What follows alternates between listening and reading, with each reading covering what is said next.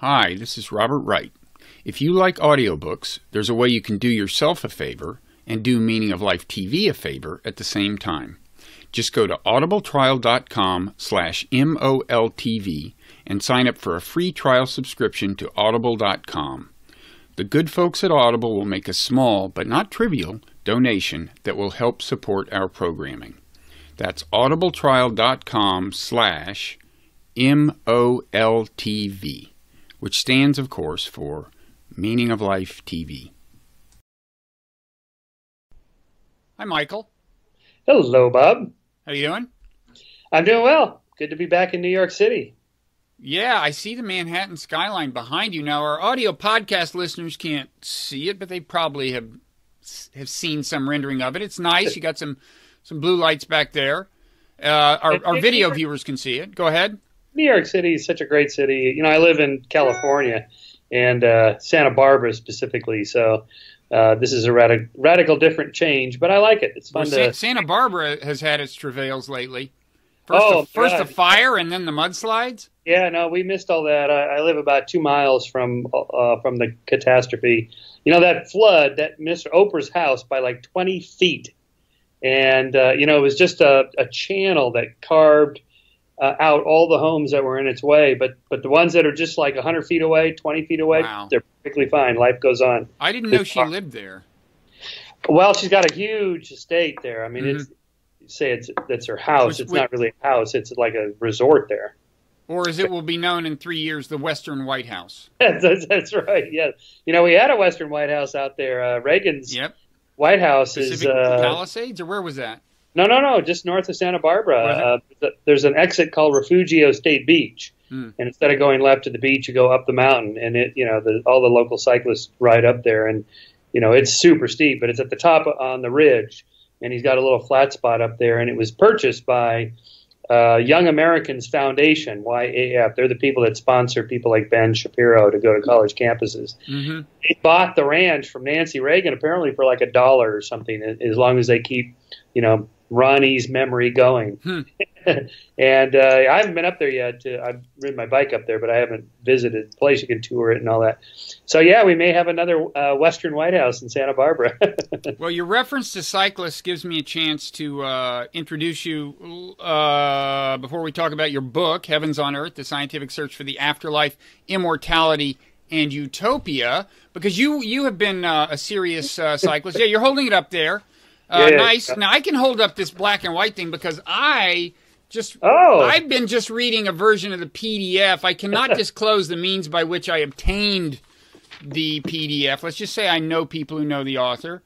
The dark web. Yeah. But so you were a very serious cyclist, and in fact, I learned from this book that while cycling, you were abducted by aliens. Is that too much of an oversimplification? No, that actually happened.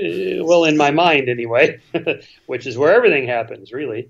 As our mutual friend Deepak likes to say, you know, it's all in your mind. That's it. Anyway, well, this was actually it's a nice example of the power of experiences that people have. In my case, the alien abduction happened in the middle of a transcontinental bike race I was doing called Race Across America. It's a 3,000-mile nonstop transcontinental race, and every racer in the Wait, nonstop means you cycle continuously for 3,000? What do you mean by nonstop? Well, by nonstop is it's not a staged race like the Tour de France. I see. It's you can ride and you can stop anytime you want or not. And so most of the riders go the first day or two without any sleep, and they sleep like 90 minutes to 3 hours every 24 hours after that. So you get great sleep deprivation experiments going on, with an N of 1 for each of them. Everyone has their own support crew following behind them. In my case, I wanted to see, this is 1983, a long time ago. I wanted to see if I could go 10 days basically without sleep. Because I'd read this report that back in the 70s, a kid had, a teenager had gone 11 days without sleep at a UCLA sleep lab. So I thought, well, okay, I'm going to see if I can do that. Well, I couldn't do it because, you know, it's physically exhausting to ride. So I'd ridden 1,280 miles from the Santa Monica Pier into Nebraska. And at this point, I'm wobbling down the road, falling asleep on my bike, and the support crew comes up behind me in the van with the bright lights and everything. And for whatever reason, my brain just kicks into this 1960s TV show I used to watch when I was a kid called The Invaders, starring Roy Thinnis. And this is the classic body snatchers kind of thing where the aliens were taking over humans, but they looked just like them. So they were somehow cloning them or whatever.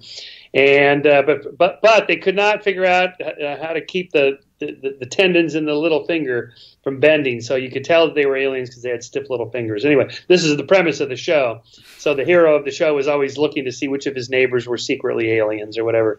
But that came back to me right there on the side of the road. And I thought, well, this is my support crews, my friends and girlfriend and so on were standing there, and I'm thinking they're aliens. And how long did this conviction last? Well, when I was standing there, several minutes, and then they finally talked me into going to sleep. And when I did that, I woke up and realized it was all a hallucination. But the next day, the race was filmed by ABC Wide World of Sports, and Eric Heiden, the Olympic gold medal speed skater, was one of their color commentators. So he comes up to me and the camera crew and film crew there and says, "How's it going?" I said, "Oh, terrible. I was abducted by aliens." "What?" So they filmed me talking about this. So if you Google in there Michael Shermer, alien abduction, you'll see me describing this event. Okay. And, now, I'm a psychologist. I understand how the brain works. So I knew immediately, of course, sleep deprivation induced hallucination. And but imagine you don't know this and you just have some experience like this. So there's a huge body of literature now, for example, on sense presences. That is, alpinists, solo sailors, solo climbers, the Iditarod dog sledders, people that are alone for a long period of time, particularly if they're stressed or they're physically exhausted, sleep deprived, oxygen deprived, or whatever, mostly socially deprived. They're alone. They tend to all of a sudden start thinking there's somebody with me, and they hear voices of the person talking to them. You'll see these K2 climbers and Everest climbers talking about the person on the rope with them, the person in the tent with them. And, there's a lot of downtime on these events where they're just alone. And for whatever weird reason, our mind just concocts this other person. And, it's a byproduct, obviously, of some kind of the brain. But, what it is, we're not exactly sure what causes that. So, in my case, I understood what it was. But I can imagine, or, like with Oliver Sacks's books where he talks about these patients that have these experiences, you don't sense your brain doing anything. The brain doesn't detect itself operating, so it feels like it's outside, external to you. And that's how you hear the voices, see the thing.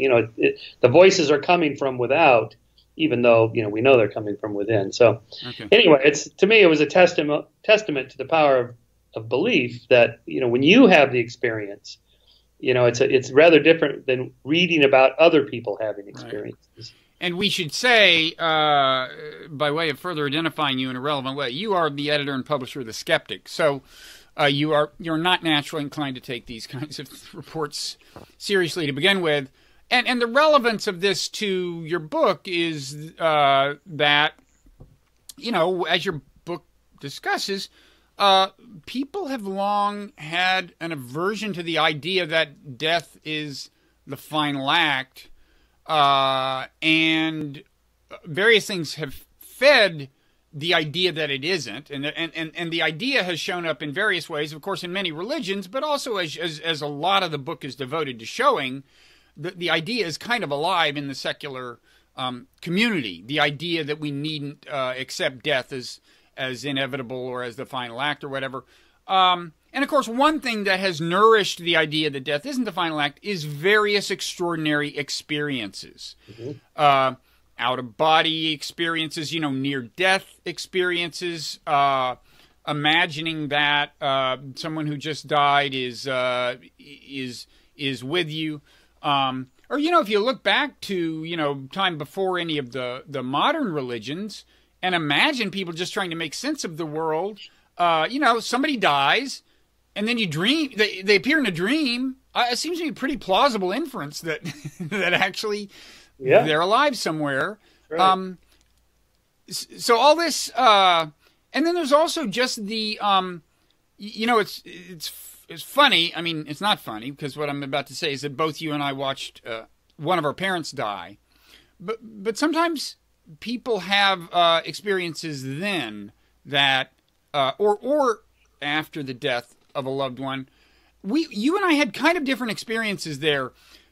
When my father died, there was kind of the sense that something had left the building. I mean, you know, or at a minimum, there was a very clear distinction between a living person and a not living body. And so maybe there was just kind of some kind of inference that something had left. But it kind of had that kind of feeling. Now, you watched your mother die and had a very different experience, right?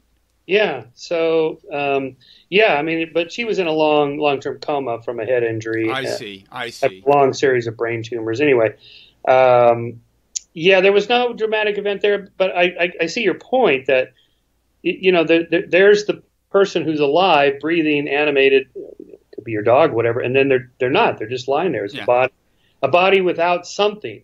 Right. The life spark, the elan vital, the soul, whatever. There is something dramatically different. What is that? You know, I don't know. No one does. And, you know, so this corresponds the belief in something like a soul. And we know, I write about this in the book, you know, from Paul Bloom's research at Yale in his developmental psych lab, that children, you know, very young, 2 to 3 years old, you know, you give them a little, you know, puppet show where the little mouse is munched by the alligator and the mouse is dead. You know, and you ask them, where's the mouse? So, oh, the mouse is in this other place and he's hungry and he misses his mommy. And, you know, at a very young, so Paul calls this, you know, natural born dualism. We're just born with this idea that there's something more than just the physical thing, and, you know, an essence. It's sort of Plato's essentialism carried on, that the essence of the being does not die with the physical body. So that may just be something hardwired into our brains. We just naturally go there, and that could be the basis of the, you know, the soul belief. And, you know, part of the problem is that you cannot conceive of being dead. You know, 100 billion people lived before us; they're all dead. And yet we can't conceive of ourselves of dying, because to conceive of anything, you have to be conscious, you have to be sentient. So, you know, when you ask people, imagine yourself dead, and they, well, I see myself in the casket and my loved ones, you're not going to see anything. No, I mean, so what people sometimes say is, well, what was it like before you were born? Or what was it like last night while you weren't dreaming? And, well, not much. You know? Yeah, nothing. Or general anesthesia. What was there? Nothing. Yeah. But even that, so here I get into some deep philosophical issues in the book. When you say nothing, the word itself, you know, no thing, it's like a thing that ceases to exist, but nothing is not even a thing that doesn't exist. It's just nothing. It's like asking if imagine no universe, no stars, planets, galaxies, no light, not even space or time. At some point, you just hit a epistemological wall. You can't know what really nothing would be. Right. So, you note in the book that how you come out on the issue. First of all, I want to say there's some surprising stats in the book. According to one survey, 1/3 of people who identify themselves as agnostics or atheists believe in an afterlife. I mean, it's a persistent idea. On the other hand, this shocked me too. Only 4% of people in Sweden believe in an afterlife. I mean, come on. Yeah. But anyway, it's. Well, as you know, self-report data is always marginal. It's not that great.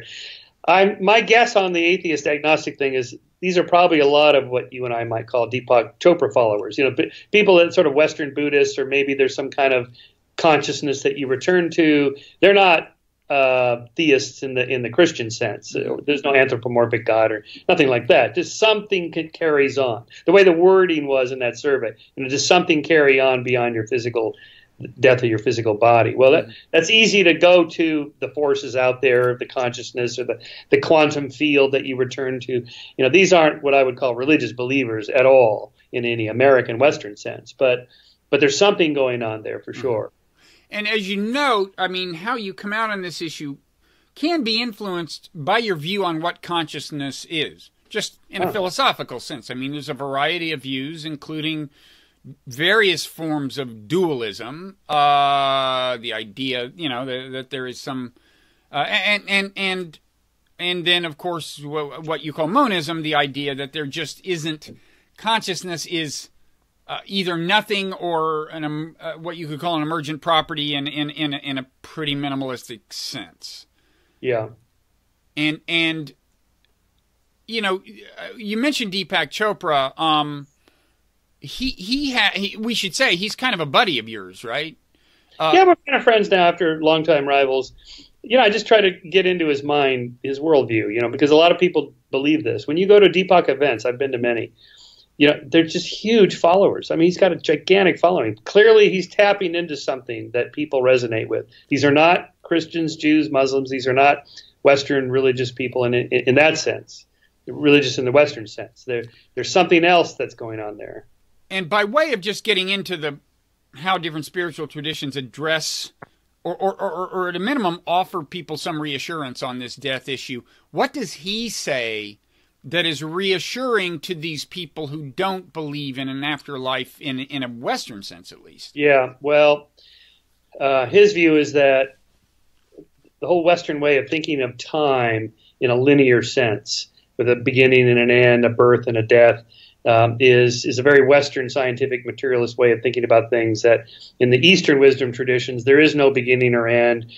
It's just eternity. But even the word eternity implies that, you know, there's some timeline. You know, consciousness is, I'll just use his words, you know, it's the ground of all being. It's the ontological primitive. You can't get underneath it. It's not something you can measure. You know, yes, the brain produces consciousness. He agrees that that it's something like an emergent property of neurons firing, but he thinks consciousness is beneath all that. It exists separately from brains or anything else. And so when you die, you just return to where you were. So when you and I say something like, when people ask us, where do you think you go when you die? It's like the place I was before I was born. Where was that? Nothing. Yeah. Well, to Deepak, that's right. You are returning to where you were before, which is this consciousness. Yeah. And so at some point we hit a limitation of language. You know, we use words like we mean something by them, but I think he means something radically different that we can't really conceive of. Well, there is an idea that's taken seriously in some parts of Western philosophy and certainly in kind of Hindu philosophy that, as you kind of put it, consciousness is what's fundamental. I was almost surprised to hear you say that he thinks that he agrees that, yes, the brain kind of produces consciousness, because I thought his idea, and this idea broadly, was the so-called ontological primacy of consciousness. Consciousness is the most fundamental thing, and what we think of as physical is, if anything, emergent from consciousness. Well, he means that you need the TV set to catch the waves, the electromagnetic waves. So the brain is like a receiver almost, right, or a mediator. Correct. Okay. Well, so that's kind of, I would call that a kind of a Hindu philosophical view. Yeah. The Western tradition would be idealism, sort of Berkeley's. Right. You know, it's all consciousness. And then there's a Buddhist version of that kind of idealism. Now, with both Hinduism and Buddhism, you could distinguish between the philosophical addressing of the death problem and the religious one. So in Hinduism, there's also just plain old reincarnation, right? I mean, and broadly speaking, if you look at the religious traditions in East and West, I think you'd say that's the big difference. Buddhism and Hinduism talk about reincarnation. Western religions talk about kind of going to a place in some sense, or your soul going to a place in some sense. I know you find both of those implausible. Is there one that you find less implausible than the other? If you were forced to choose, would you go with reincarnation? Even the idea you're going to some place, I think Deepak would say that's not even the way to say it. No, that's the Western way I'm saying. Yeah, maybe probably a lot of theologians would quibble with that, but I was talking Western. Yeah, no, I think if there is such a thing as an afterlife, it would be so inconceivable to the way we think about the world through our physical senses that, you know, we don't have the words to describe it. If it exists, it would be something like a conscious state or something like that. So the core of my book deals with these sort of scientific attempts to create immortality. So there we start to, you know, bore down into, what do you mean by the soul? What is it that survives or continues? Well, you know, the soul. Okay, what is that? You know, so if you read the Christian traditions, you know, say, well, it's you. It's your pattern of information that represents you. Okay, is that my physical instantiation? Like, there are certain Christian sects that believe when you wake up after you're dead and there you are with Jesus, wherever this is, in God or whatever. Is that your physical body? Some of them say, yeah, you're physically resurrected, you know, like Jesus was. You know, at what age Well, 30. That seems like a good age. I was pretty good when I was 30. My body was strong, my memory was good, and I'm 63 now. Not so good. Things are starting to fall apart. But on the other hand, I would have missed the 33 years of memories I've had. So if you resurrect me in a traditional religious sense, or in the Ray Kurzweil, we're going to upload your mind into the computer and off you go. But wait a minute, so it has to be all of my memories, like not when I was 30, but now when I'm 63. Let's say I do this tomorrow. But hang on for a second. The memories I have now when I was 30 are not the same memories I had of when I was 30, when I was 50 or 40, or even when I was 30. The memories are edited and changed, and then the effects that the events that I have memories of that had on my life later in life change. Which is why I think no one should write a memoir before they're, 70, because you write a memoir when you're 30, what does that mean? Nothing. The effects come much later. So here the problem is, I would say to singularitarians, when you upload your mind, what's actually going in there? It's just a fixed set of patterns at that snapshot moment, but that's not really you. In this sense, I read your book, there's something of an illusion of the self. There is no fixed self, like that's me at that moment. No. Me is a constantly fluctuating, changing self, which Deepak also agrees with. That's right. There is no self in a fixed sense. And I think both traditional religious people and the mind uploaders, they have the same problem. It's just a copy of you at that particular moment. Is that really you? And that's only the memory problem. Then there's the problem, that's the mem self or memory self. Then there's a problem of the point of view self. So you go to sleep tonight, you wake up tomorrow, there's a continuity through your eyes looking at the world. You go under general anesthesia, you come out of it a little groggy, but then the continuity continues. If you are copied and put into a computer like Johnny Depp in Transcendence, remember where they turn on the computer and he's inside looking out through the little camera hole. And would that happen? See, I don't think it would. I think it would just be, if this could ever be done, which it can't. Mm-hmm. If you would not, your point of view would not transfer into the computer. Well, okay, so we're talking about, and this is what a lot of your book is about, is the whole culture that has a lot of a big presence in Silicon Valley of what you might call extreme techno-optimism that's using various technological scenarios to think about getting around death. It ranges from the mundane, like life extension, the idea being that we can really, really, really push the envelope out, to things like this uploading your brain to a computer. And so you're skeptical of these things as well, which not all people who are skeptical in the other senses you're skeptical might be.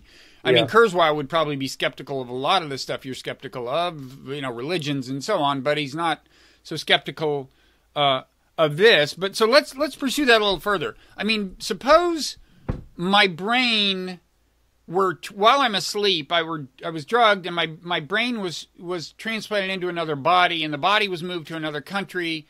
So I wake up with a totally different perspective. I don't speak the language. And suddenly I'm like, I have this great physique, and I'm young. Wouldn't that?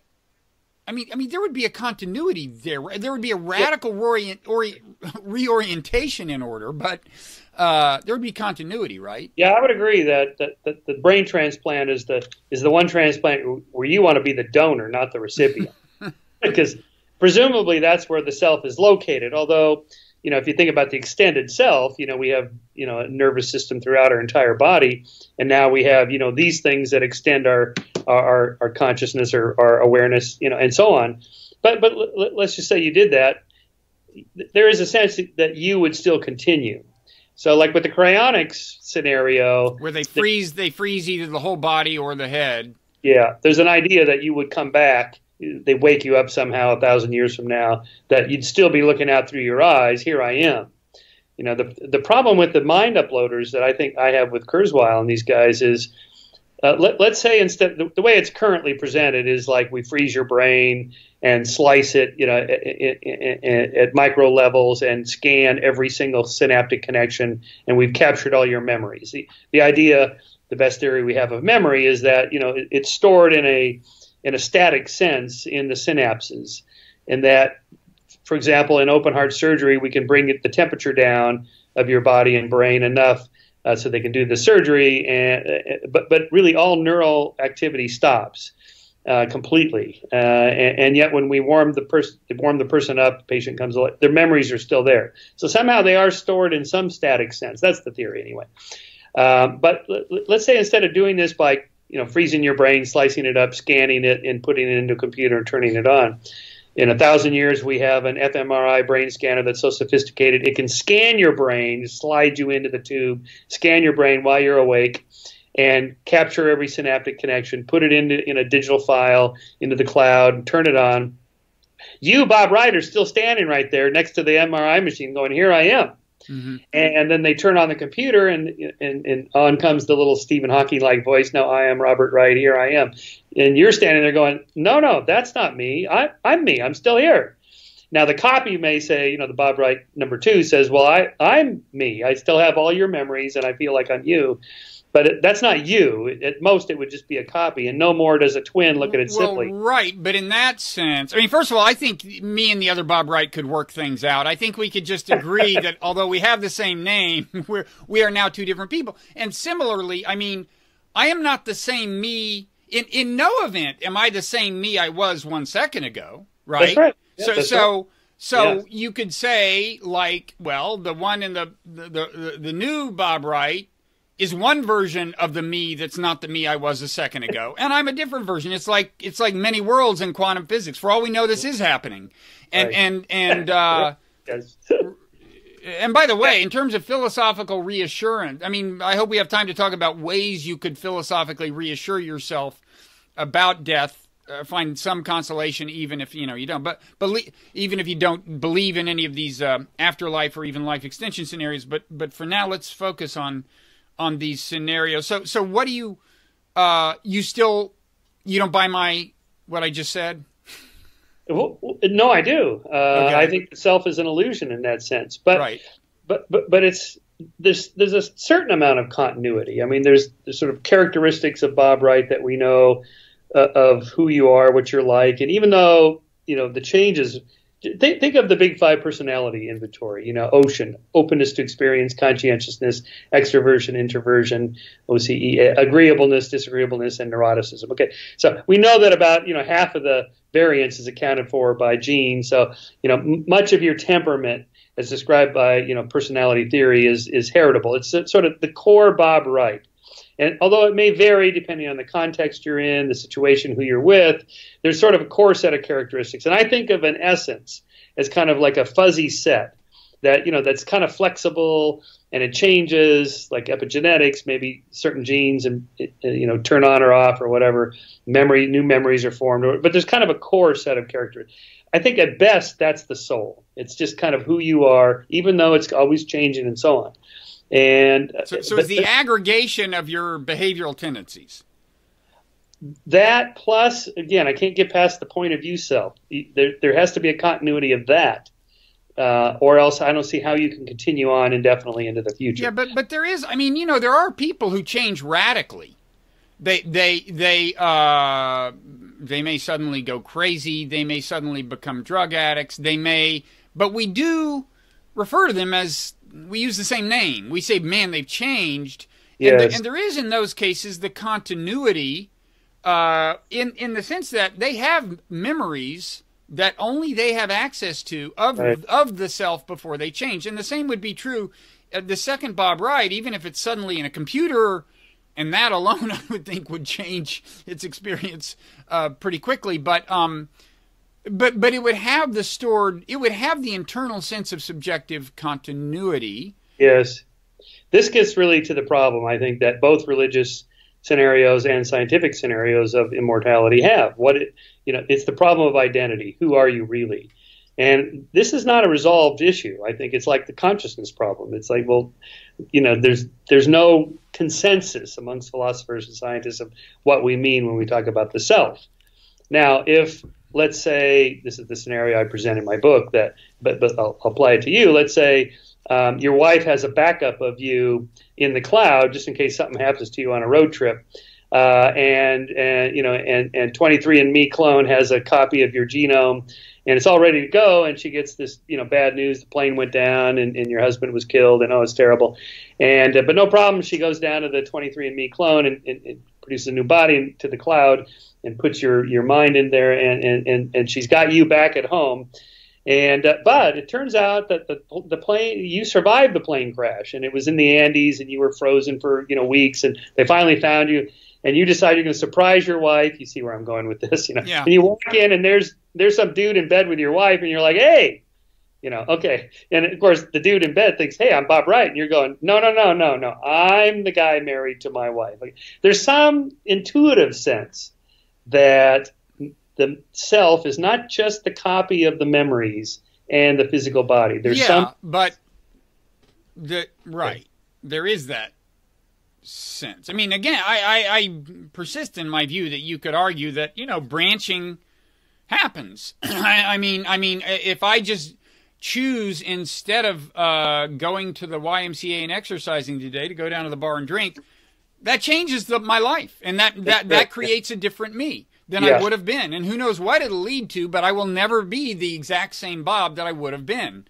Right. And that's just, and what this is these thought experiments are just a particularly vivid example of the fact that there's a sense in which the self is a ever-evolving and contingent thing, what we call the self.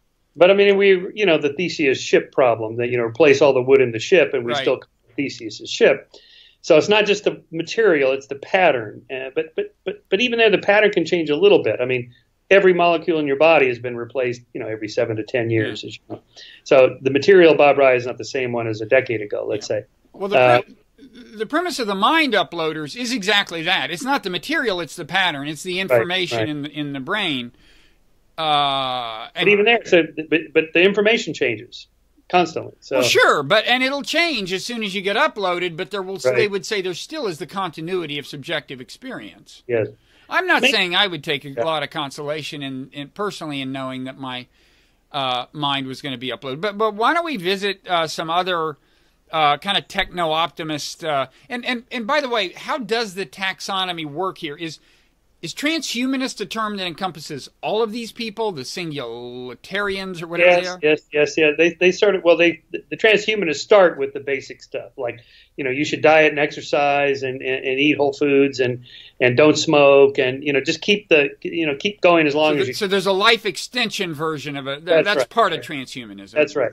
So now, and a lot of them wear the cryonics bracelet. If this happens, and we can't get to the singularity 2030, 2040, whatever the latest date for that is, you got to be frozen until that happens in case you get offed or you die before that. So now, and the line I like from Woody Allen, I don't want to live on through my work. I want to live on in my apartment.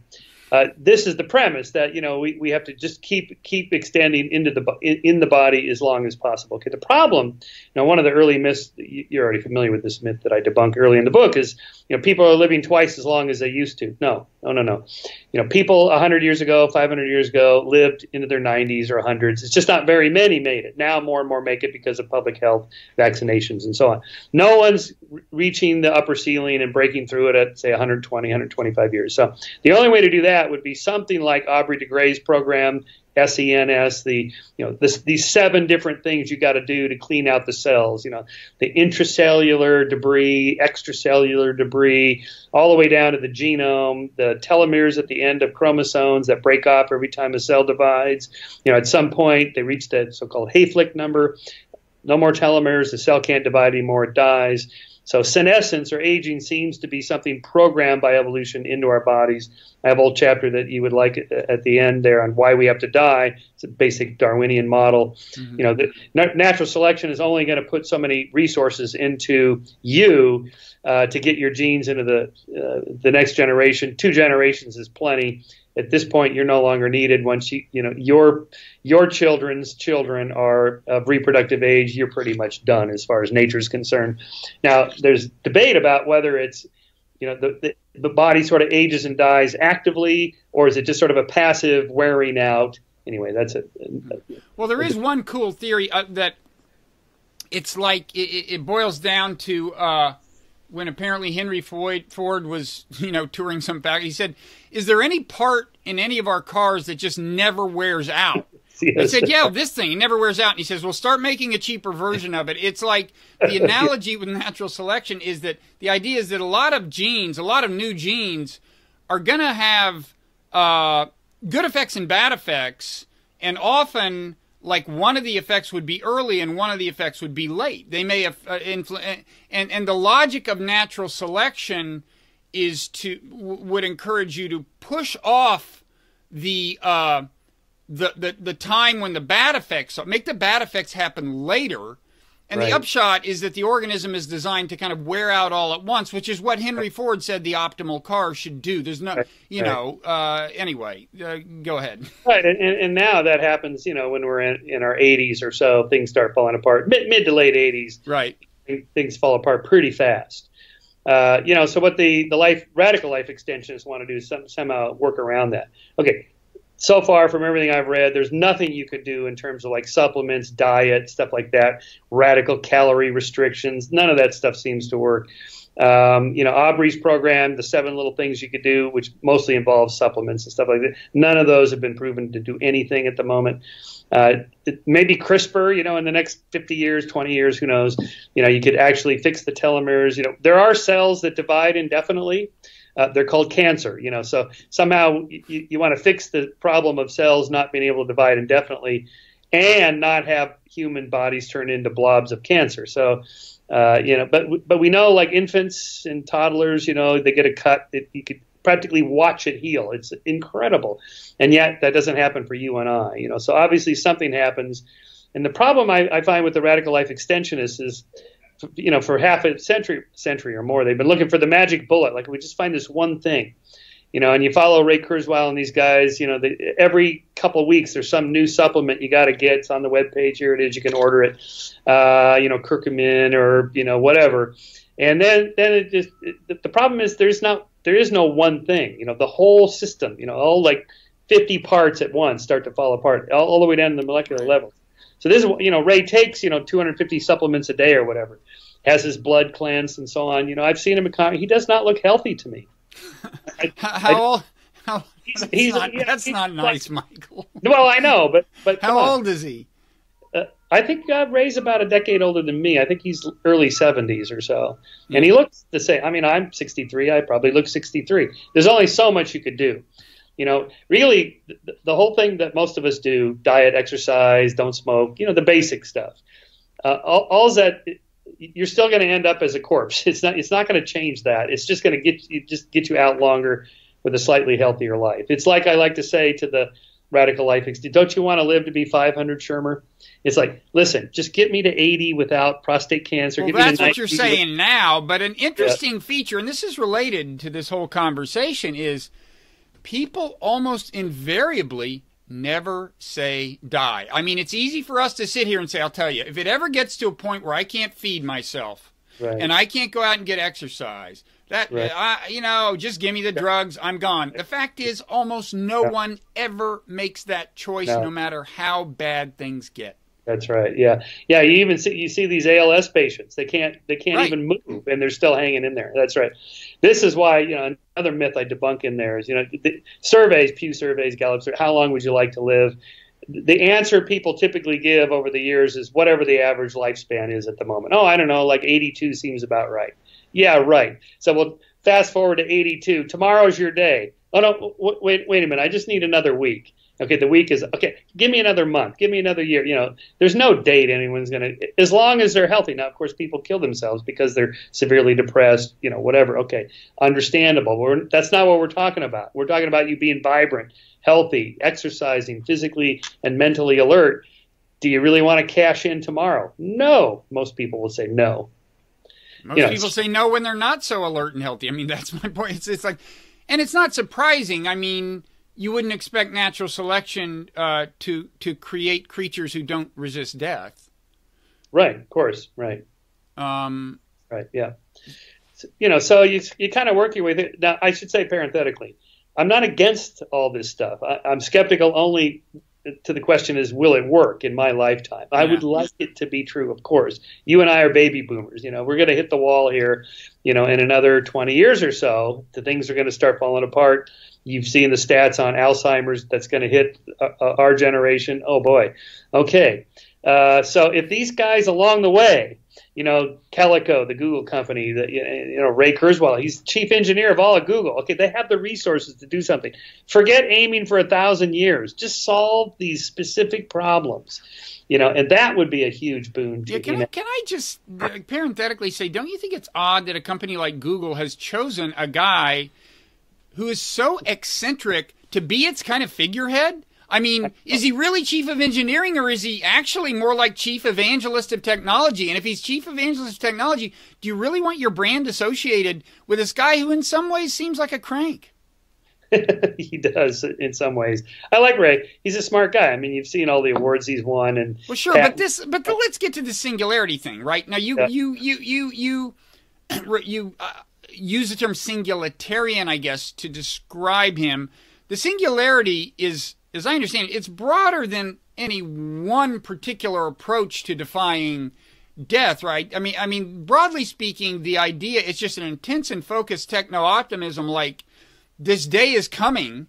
It's actually like almost the notion of the second coming in Christianity. It's like this day is coming after which everything is going to be fine. Is that too much of a caricature? Oh, no, that is absolutely what it's like. They have singularity summits. I've been to a couple of them.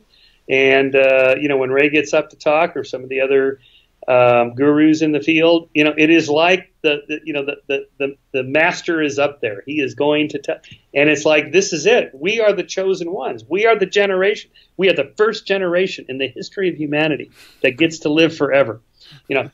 Aubrey de Grey is on record saying the first person to ever live 1,000 years is alive today. And of course, people, is it me? There is that sense, we're the chosen people. We are the second coming is coming in our generation. And, Ray makes good arguments. Okay. So, here's my iPhone.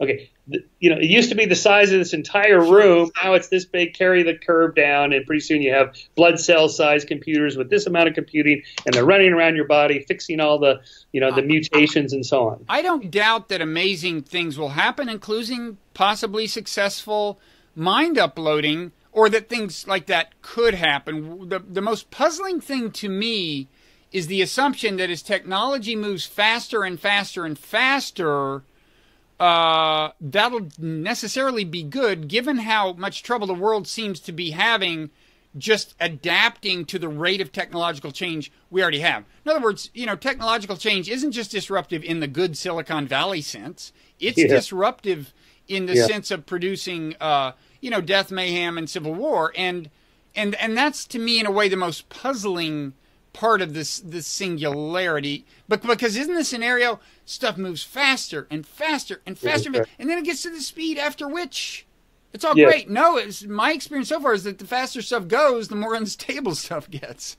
That's right. Yeah. It's that the rate of change is accelerate, which I believe is true. Yes. I just don't believe it's entirely reassuring. Although I forget what it's called now. There's somebody's law that any trend that cannot continue indefinitely won't. Yeah, that's. I mean, it's sort of an obvious thing to say, but it's true. I mean, these exponential growth curves can't go on forever. The Moore's law has to stop at some point. So, are the singularitarians in particular associated with the mind uploading thing? Yes, that's right. Yeah. And who are the extropians? Well, the terms kind of overlap a lot with different people. Extropians are against entropy. Good luck with that. But the idea, they're more along the lines of, let's replace body parts. Cochlear implants is a kind of brain implant. Hip replacements, breast implants. Anything you want to do to enhance yourself. Now, of course, they go beyond that cognitively. They had the sort of Michio Kaku future of you're going to wear a contact lens that has Wikipedia that pops up, and I see you, Bob Wright, and your Wikipedia page pops up, and I can read it. This kind of stuff. They're looking for like next year's next big thing.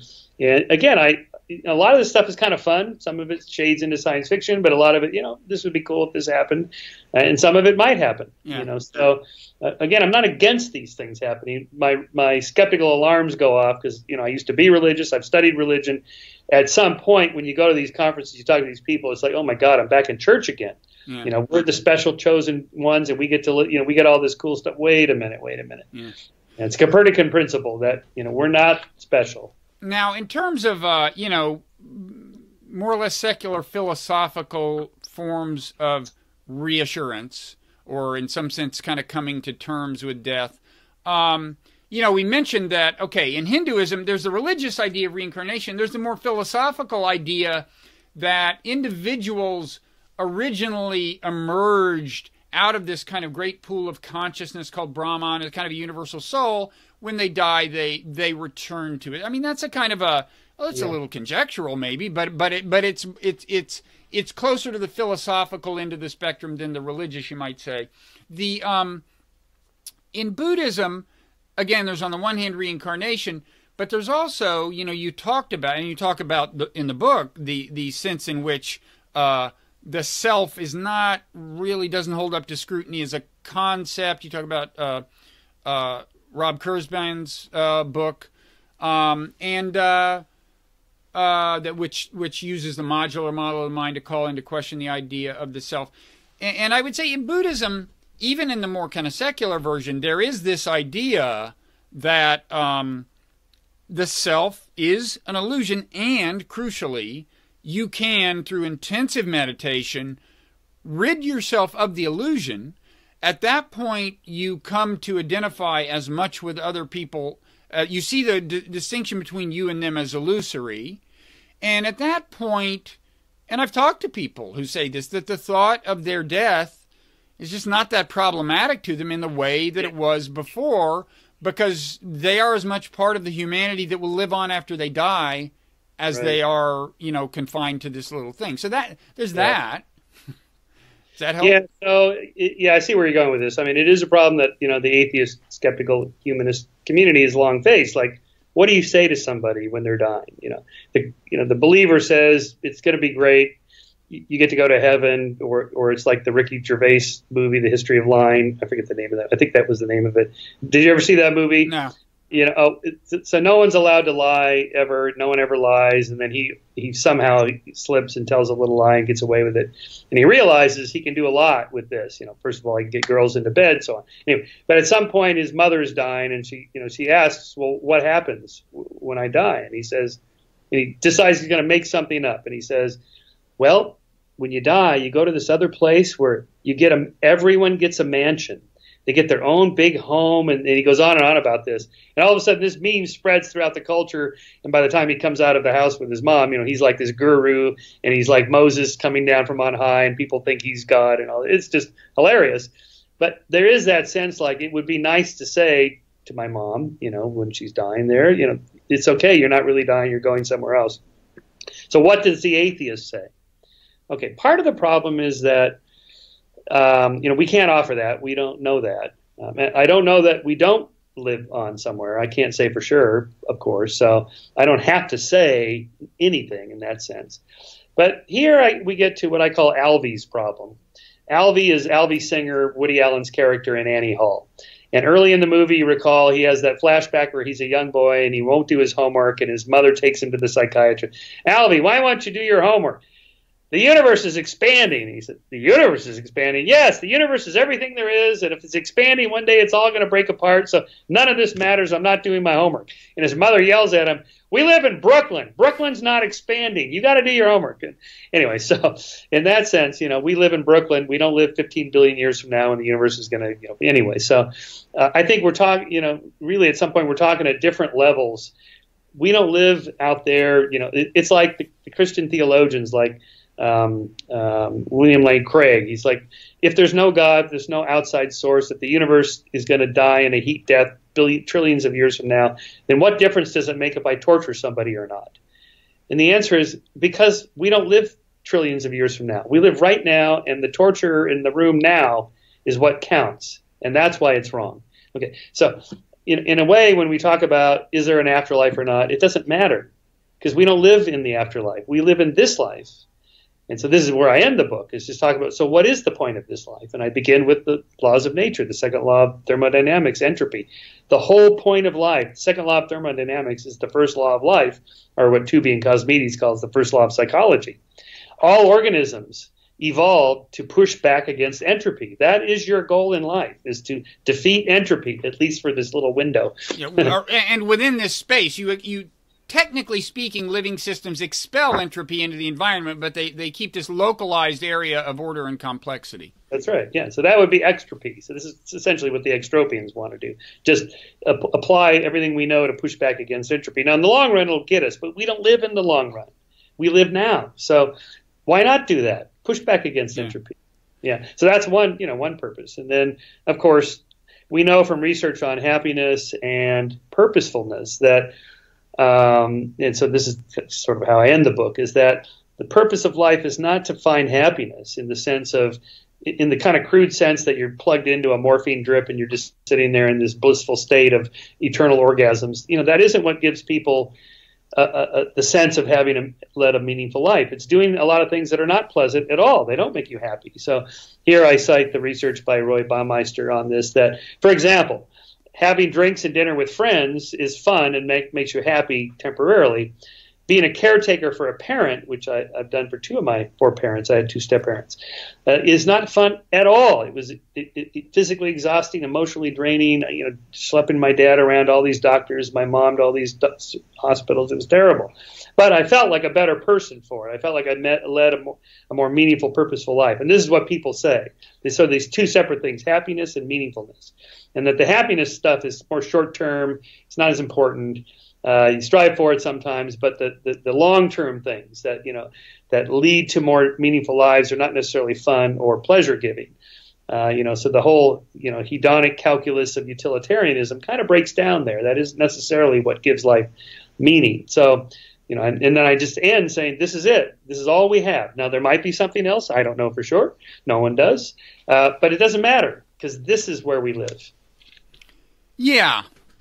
So you do what you can, and you experience awe, and so on. The things that all you can, yeah. Well, that's kind of a downer. No, it's an upper. It's an upper. This is it. This is why I love science so much, because in terms of inspiring awe and making you feel good about just sort of being in this world. Dawkins has that wonderful opening to River Out of Eden. That we're all going to die, and we're the lucky ones. Because most people who ever could have lived are never even born. How does he do that calculation? Well, the number of possible people there could have been. Well, yeah. I feel lucky to be alive. That's the whole premise of this conversation. Everyone would rather stay alive than die. So I feel lucky to be alive. I would say, in terms of the possibility that there's something after this, what gives me agnosticism about that is the problem we mentioned, the problem of consciousness. It is mystifying to me that it is like something to be alive in the first place. It is. It's not there. There are all these different schools of philosophy on it. None of them seem satisfactory to me. Yeah. And that's why, I can imagine, first of all, that you could upload the pattern of information in my brain to something, and in some sense the subjective experience would persist. I can also imagine, I'm not betting on this, but, well, you tell me, do you think it's, like if you died, and then it turned out you woke up and this had been all a dream? Yeah. Well, how crazy is that? I don't think it's going to happen, no. But it's no crazier than the fact that we have dreams in the first place. I mean, we know this can happen, that you can have this experience that you think is real, and you can wake up and know there's another version of you. That's right. Yeah, absolutely. So, but of course, dreams fade fairly quickly for a good reason, so we don't confuse them. Well, sure, but that's that kind of dream. This would be this kind of dream. I hate that objection to this scenario, Michael. Yeah. Well, so many theories of definitions of consciousness. My favorite is, what it's like to be something. Yeah, what it is. Yeah. Well, the fact that it is like Yeah, I mean, my when people talk like Dan Dennett, almost as if they don't think consciousness exists, although he gets mad when you say that. When anybody talks as if it doesn't exist or say it doesn't exist, I just say, is it like something to be you? I've never heard them say no. Yeah, of course. Then that's the amazing thing. Yeah, that is it, right? So in the same sense, you can't know what it's like to be a bat or a dolphin or whatever. I can't even know what it's like to be you. I can't know what it's like to be dead. I can't. It's impossible. Well, it's presumably not like anything. That's its distinguishing property. Yeah. Or, yeah, that's right. But by definition, so the problem is we use these words. This is the Wittgenstein problem. Language, words, it's restrictive. We hit an epistemological wall. I'm using these words to try to convey something, and I mean something by them. And pretty soon we start to reify these things. Like I started off saying, the word nothing, no thing. It implies that there's a thing that ceases to exist. But that isn't nothing. Nothing is not even a thing that doesn't exist. It's just nothing, whatever that. So at this point, I have to stop talking because I don't even know what I mean. Yeah. Well, we have to stop talking anyway because we're approaching the 1 hour mark. But first, let me ask you. Well, first of all, how you liking the whole book tour thing? You're in Manhattan in a glamorous hotel. Sure. Where are you? Are you in Midtown? Yes, I'm at the Warwick Hotel here in Midtown. Yeah, it's nice. I love New York. I love coming to New York. I totally love New York. I'm not sure I want to live here. I live in California. I'm used to being outdoors a lot and the mountains and the ocean and all that stuff. But as a city to visit, this is my favorite place to come. But last night you did, or tonight, was it tonight or last night you did a big event with Deepak himself? Yeah. Deepak's people. We were at his home space at the ABC Home Place. It's a huge building of home furnishings, beautiful, beautiful, posh stuff, and he's got a whole floor. And these are his people. Here's what I'm trying to do, Bob. For 25 years, I've been talking to atheists and skeptics and humanists. We all agree on everything. I'm trying to reach people that are different. Deepak's different. Definitely. You can count this a success. He's different. These people, they're so nice and well dressed. These are upscale people, really smart. And yet they have radically different views. And, when Deepak talks about the womb of creation and consciousness is the ground of being, it's the ontological primitive, I'm not sure they understand what he means. But looking at their faces, you can tell that they are moved by this. Yeah. I'm not quite sure why. It feels something like yes. And I don't think they're religious in any traditional sense, but it makes them feel like the cosmos somehow cares about me or knows, or we're all connected in some kind of cosmic quantum field sense. This is why a lot of them like quantum physics, because it has this kind of spooky action at a distance that there's a quantum field that infuses the entire cosmos and we're all connected. And then it's a small leap from there to we're emotionally connected, and me and you and the dolphins, and we're all in this together. It emotionally kind of feels good to a lot of people. Well, I would say quantum physics is weird enough so that it should give you humility about some fundamental questions, including some you should call metaphysical. Now, whether it means whatever else it means, I won't venture to guess right now. One question is, are you getting... you are a skeptic. I think in some ways, I don't know if you identify with the new atheists, but some people might lump you with some of them. Are you getting blowback from some of these people about hanging out with Deepak and a little bit? Yeah, but it's okay. Haters will hate. I try not to look at social media because it's so destructive and toxic. But I'm really good friends with Richard Dawkins, Sam Harris, Dan Dennett. I was close with Christopher Hitchens. I'm one of the new atheists, if you will. I identify with them. But on the other hand, I'm trying to move away from the tribalism, like it's us against them. It's so easy to slip into that language of these, moronic Christians that believe this idiotic stuff about Jesus. I find myself sometimes saying things like that. It's not productive, I think, in terms of trying to communicate with people. I would call it the opposite of productive. Literally, I've told Sam this, if you think that the way to reduce the amount of Islamic extremism is to grab Muslims and say, you don't understand, your God doesn't exist, I've got news for you. It is the opposite of the case. Yeah. I think there's a pretty well-established literature that fundamentalism is intensified by a sense of opposition. Yes, for sure. Yeah. Yep. So, but again, I think there's multiple approaches to things. The Dawkins approach, or Hitchens was pretty hard on religion. And a lot of people think a lot of people like that. Most people probably I noticed. Don't. Most people probably don't. A lot of people do. Okay, well, fine. Tribalism is an easy way to build up a big following. Yes, yeah. So I think there's just, multiple approaches to these kinds of issues, and you just got to follow your own. You got to be true to yourself and do whatever you do. I like, I rather enjoy more being friends with Deepak and trying to understand him. And, and I have to put up with stuff like last night, some lady came up and was telling me about, the blue spirit light that floats around in her body. And do I know about this guru who does energy work with the blue spirit lights? I'm like, okay, here we go. What did you say to her? I'll have to look into that. I just said, that sounds pretty interesting. I don't know much about it. Never heard of this guy.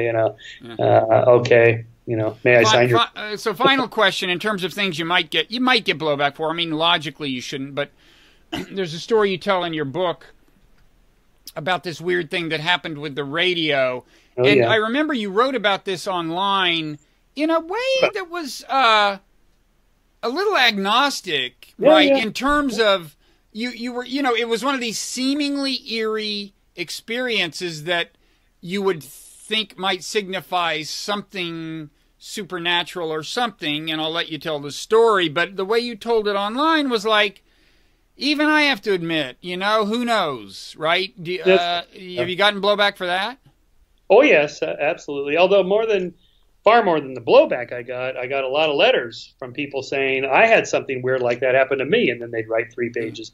So anyway, the first story I told about this was one of my Scientific American columns, and I probably got more mail from that than anybody. And then I wrote an extended version of it online that included a lot of these letters. These incredible stories people have. I can't fact check these stories, but, assuming they're trying to tell the truth as best they can, weird stuff happens. So I include that story in Heavens on Earth in the chapter on anomalous experiences. Weird things happen.